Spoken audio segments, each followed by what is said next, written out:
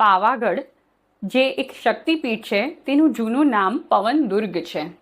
નૈસર્ગિક રીતે જ તે દુર્ગના આકારનો છે, એટલે કે કિલ્લાના આકારનો છે અને ત્યાં સતત વાતા પવનથી તે પશ્ચિમની ભૂમિને રક્ષણ પૂરું પાડે છે. તે કારણે તેનું નામ છે પવન દુર્ગ. જૂના સમયમાં તે પવનગઢના નામે પણ ઓળખાતો હતો. હાલના પંચમહાલ જિલ્લામાં આવેલું આ રમણીય પર્વત એ ગુર્જર ધરાનું પવિત્ર શક્તિપીઠ મનાય છે.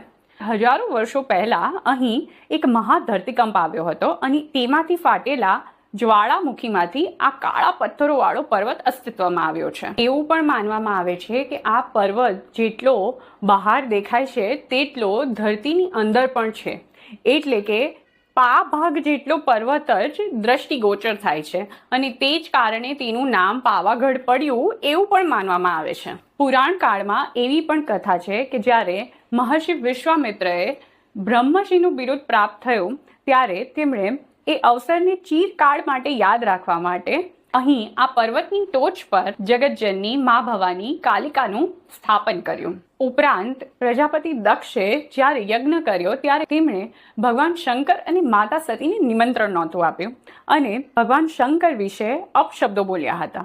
એ કારણે માતા સતીએ ગુસ્સે થઈ અગ્નિ સ્નાન કર્યું અને ત્યારે ભગવાન શંકર સતીના મૃતદેહને લઈને તાંડવ નૃત્ય કર્યું હતું. ભગવાન વિષ્ણુએ પોતાના સુદર્શન ચક્ર દ્વારા તેમના મૃતદેહના અંગોનો વિચ્છેદ કર્યો અને તેમાં સતીના પગની આંગળીઓ અહીં આ પવિત્ર તીર્થ પર પડી હતી અને અહીં કાલી યંત્ર અને ગોખની પૂજા થાય છે.